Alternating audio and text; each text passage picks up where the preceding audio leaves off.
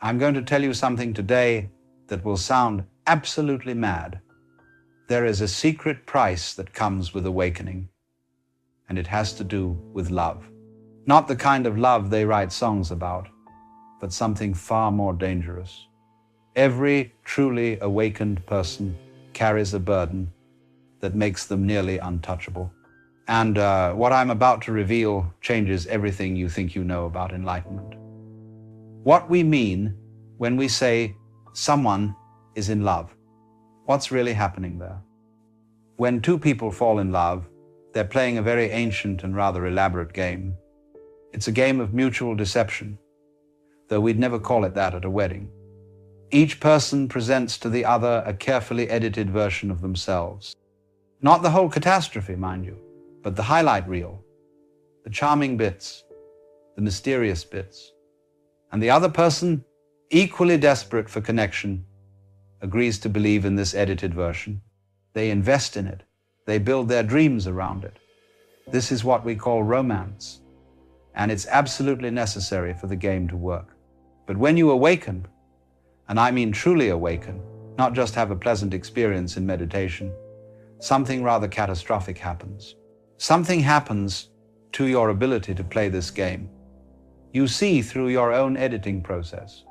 You watch yourself trying to be charming, and you see it for what it is.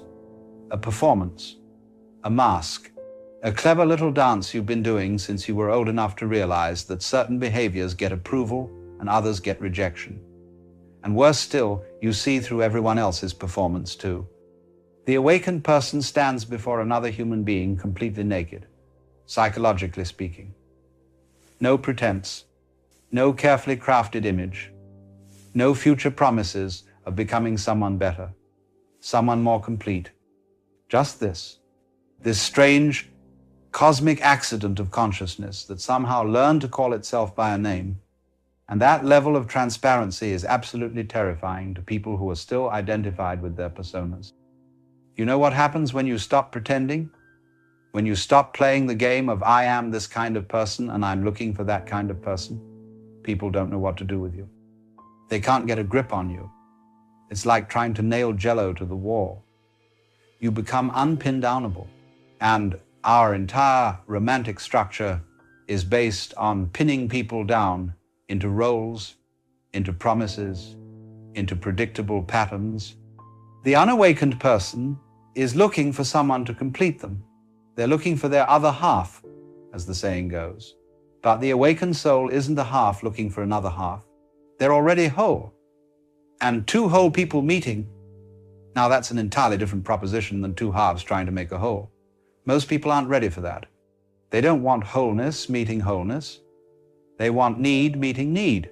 That desperate clinging that feels like love, but is really just two people afraid of their own emptiness, trying to fill the void with another person's presence. Imagine you meet someone at a party. Charming person, quite attractive. They ask you what you do, where you're going in life, what your dreams are, all the usual questions we use to build the story of who we think we are. Now, if you're awake, you realize you can't answer these questions honestly without sounding like you've lost your mind.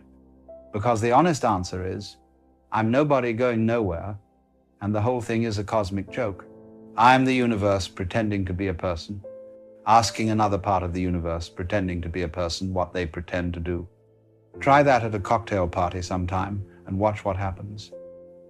The person will smile politely and find someone else to talk to, someone who's still playing the game, someone who has ambitions and plans and a 5-year strategy, someone they can understand, categorize, and potentially fit into their life story. You see, people want to date a character in a novel, not the space between the words. They want someone with a story they can follow, a trajectory they can predict, a future they can imagine. The awakened person has no story. They're just here, now, being whatever is happening. The more you see through the illusion of the separate self, the less you can participate in the usual dance of relationship, because that dance requires two people who believe they're separate selves. It requires someone who can say, I need you, and mean it in that desperate, hungry way that makes for great poetry and terrible relationships. The kind of need that keeps the whole machinery of romance grinding along. That beautiful, tragic need that spawns 1,000 love songs and 1,000,000 broken hearts. It's the fuel that the entire romantic industrial complex runs on. But when you've awakened, you can't say, I need you in that way anymore. Not because you're cold or detached, but because you've seen that the I who would need and the you who would fulfill that need are both characters in a play. You've walked backstage and seen the ropes and pulleys. You can't unsee that.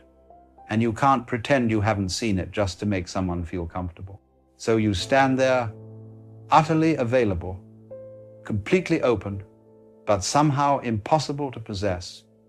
And possession, my friends, is what most people mistake for love. Think about the language we use. My girlfriend, my boyfriend, my wife, my husband. We speak of human beings as if they were property. And when someone leaves us, we feel robbed, betrayed, as if something that belonged to us has been stolen. The awakened person cannot be owned because they don't even own themselves. How can you possess someone who has realized they don't exist as a separate, solid entity?